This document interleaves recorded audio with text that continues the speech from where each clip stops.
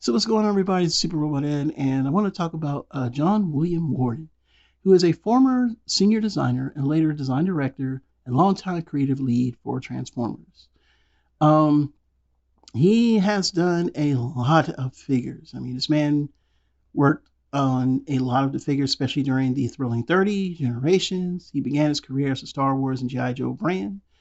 Later on, he worked on a lot of Kingdom. And pretty much, he had to take over from where things were from the Combiner Wars era, where a lot of things were just repaints all day. He worked his way up through Kingdom in 2020, and he helped with, the Prime Wars and the War for Cybertron. But also, he's responsible for none other than that giant Unicron that everybody pays a lot of money for. Yes, HasLab Unicron was designed by this man. He was design lead for Power Rangers and the Ghostbusters brand. I gotta say it. And another thing is, just people just want to say stuff. If you know Power Rangers, and I know Power Rangers, I just don't talk about it a lot, because I'm a Super Sentai fan. So of course I know its counterpart in Power Rangers. I know the lore well between the two. I ain't worried about what you're gonna tell me.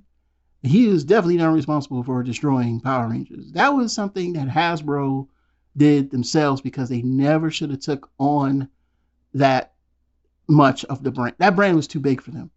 Y'all don't realize Power Rangers was huge. It's a lot of money involved in that, because a lot of what Power Rangers is a mix of advertisement, shows, toys, but mainly the shows, because that was the way that we brought people to buy them. So that's all Hasbro. Let's stop the BS, okay? It's a lot of crap that people say, but this man's accolades go like for miles, and we're gonna go through them today. But before we do that, we want to discuss what this is about. So basically, John Ward needs our help. He's waiting. When you get laid off, things happen. Things change, and you have to understand that when you're used to a certain salary. I know this for a fact. I work for a corporation. I'm in management. Okay, and when you start making good money, man, every 2 weeks you see that that comma, and you see them the O's, and you're like, oh man, I'm doing good. And you kind of base everything, next week when I get paid, I'm going to pay. That's how it works. I don't care how much money you make.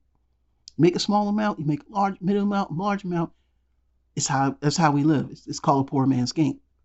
We work our way up with these corporations to try to get as far as we can, because we believe in, an American dream. We want to work hard. But we know that at the top, the money has to flow to those at the top. And when the money flows to the people at the top, the people at the bottom, or even the people that they feel are fluffed, are going to get laid off. And a lot of people were upset with John Warden coming back because of the fact that, he's a G1er. But the truth of the matter is, you can't blame him for studio series figures for a movie line not being produced. That's Hasbro. Hasbro knows what's selling right now, and what is selling right now is G1 lore. Anything related to G1 lore is selling. It is what it is. When the time comes for the movie toys to reach that pinnacle point where it's like, a lot of people may even forget that G1 existed, or seems like a relic of the past, then we'll get to a point where people start to, say, oh, well, it's all about the '07 movies, and, the Bayverse and the Bumblebee and the Rise of the Beast, and even TF1 for that matter, because I don't see them doing another TF1. I really see them kind of going through the brand. And this is the thing I think what's happening, and a lot of people don't realize, is that this has a lot to do with what happened with TF1. TF1 was supposed to be like this easy, profitable thing because of the low overhead between these three partnerships with Paramount, Hasbro, and I forgot the other company. It was all each invested $25 million. But the movie didn't do the box office numbers, and it was a flop. We could go through the speculations. It's a great movie, but that doesn't mean anything. Telling me it's a great movie doesn't mean damn thing. It did not sell. It did not reach the audience. So now we got to help my man's out, and I donated. He does have a GoFundMe. I'll put the link in in the description. But basically, let's go over that, because we don't realize what can happen to people. And medical. Listen, if you got a good job and you have like that awesome medical plan, it is, and when you're paying it through your job, you're paying a subsidy of it versus paying out your pocket in full. You live that way. And I understand because like I said, I work for a corporation, so I know that. And we're going to go over to GoFundMe and we're going to go over his accolades. And I hope everybody can donate whatever you can. Last week, our family was blindsided by Hasbro's decision to lay off 100 employees.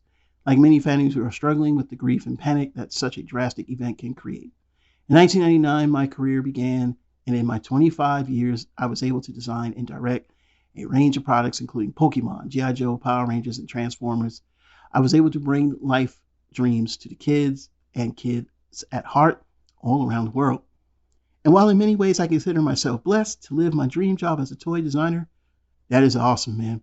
At Hasbro, the grief and fear felt by uncertainty has an especially difficult toll on our family. And this is where I feel, this is where my heart goes out, because currently he's speaking about his fiance. I don't really want to say her name. There's nothing bad. I can't pronounce anything. I just don't really want to, But his fiance suffers from a condition known as Crohn's disease. Crohn's disease can be both painful and debilitating. Yes, that is true, and sometimes may lead to life-threatening complications. There's no known cure for Crohn's disease. The therapies can greatly reduce its signs and symptoms and even bring about long-term remission and healing of inflammation. With treatment, many people with Crohn's disease are able to function well. She has survived a total of 20 lower abdominal surgeries. Oh my goodness. In the past 15 years, ranging from untangling her lower intestines to resections to splice living tissue together. And while she's able to digest food, the scar and the nerve damage from the surgeries cause her to be in constant pain. The biological medicine called Skyrizi keeps her Crohn's stabilized to the point where her chronic pain is tolerable. She can lead a normal life as a mom. Unfortunately, a single dosage, 2 months of Skyrizi costs $21,017.34. Without it to stabilize her Crohn's, she runs the risk of another abdominal surgery, which costs an average of $114,000. Now, yes, this happens. I was in the hospital when I almost died from diabetes, and yes, boy, that hospital bill will make your head hurt. And that's with insurance from the job that I work. Our need is absolutely urgent. While I am sorting out what step to take next in my career, this daunting financial figure and specter, it casts looms in our hearts. It's hard to dream when the woman you love more than anything is suffering and your savings are shrinking. Please find it in your heart to help our family, and with our donation, and with any donation that you are able to give, it will help lift the heavy weight of uncertainty for Megan's health and our minds. Thank you for giving us hope. Modern treatments and new medicines are making living with Crohn's more tolerable for the millions that live in pain with this condition. Your donation can make a small difference in the peace of mind of our family. Thank you to my friends and all the G.I. Joe and Transformer fans I've met along the way. I appreciate each and every one of you. I donated, and I hope everybody else can. I wish I had not spent a bunch of money on toys. But yeah, that treatments are something. I worked for Humana during like the open enrollment, but you also had to deal with people on different versions of their insurance when they start to hit catastrophic, and oh man, it gets, you have that part where you got to pay out of pocket till you can reach that level, and it's just like, oh man, so my heart goes out to him, and I had to make this video because I feel like as Transformer fans, we need to stop the nonsense. And I want to break down what this man has done. So I know this video is going to go longer than I expected, but we're going to go through the list again because I don't think people really understand. He started out Generation Sterling 30. He was responsible for the Legends class Scrapler and Reflector, Voyager Brainstorm, Roadbuster, Skybite, Leader class Jetfire, Age of Extinction, One Step Changers, the Electronic Stomp and Chomp. But also he was involved in the Generation series where we had the M4. I think it was like a lot of the toys from the Age of Extinction movie. They had like that. And then, of course, he later worked on Combiner Wars. He worked a lot of Combiner Wars all the way through. Pretty much about a majority of your combiners are his, including some of the leader figures like Cyclonus, Motor Master. He was on Titan's Return. Pretty much the list. I don't need to go through the whole. I can't. Video would go forever. Just go to TF Wiki. I'll link it in the description. You'll see what he does. But for you out there to just keep talking nonsense, since I know it's you movie buffs because, you hate us G1s so much. And I didn't want to turn it into that because he did work on a lot of the War for Cybertron trilogy all the way through Kingdom. But he did do a lot of the studio series, Power to Primes. He did not a lot of studio series, but he did Shadow Raider, KSI Sentry, and the Leader Class Grimlock. But he did a lot of the Kingdom. He's responsible for, of all other things, Death Stars. So he did Prime Universe RC, Prime Universe Knockout.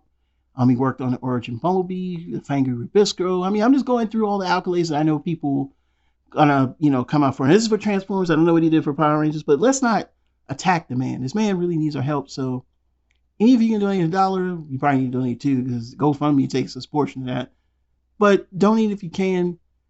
I mean, my heart goes out to him because I know what it's like I just know what it's like. I just know what it's like. So, see somebody else have to go through that, especially when you're having to deal with it. It can be daunting. So please, if you can, the link is in the description. I'm not affiliated with him. I'm not a part of Hasbro or anything. I'm just a regular guy who understands, and we need to be more understanding because these are the people that brought the toys to us if we're supposed to be in this fandom as a great community. That's all I have to say. Please donate to help John Warden's family if you can, and if you cannot, just say a prayer or just be thankful for someone for once, okay? Stop shitting on human beings. Hey, all right? Super Robot Ed, I'm out.